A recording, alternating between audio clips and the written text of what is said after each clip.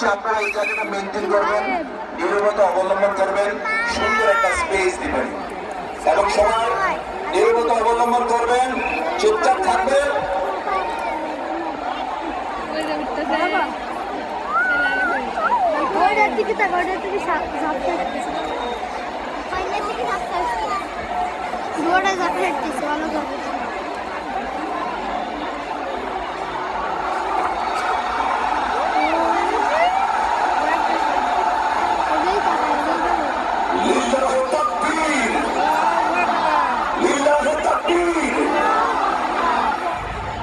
মিজান ভাইয়ের আগমন শুভেচ্ছা স্বাগত।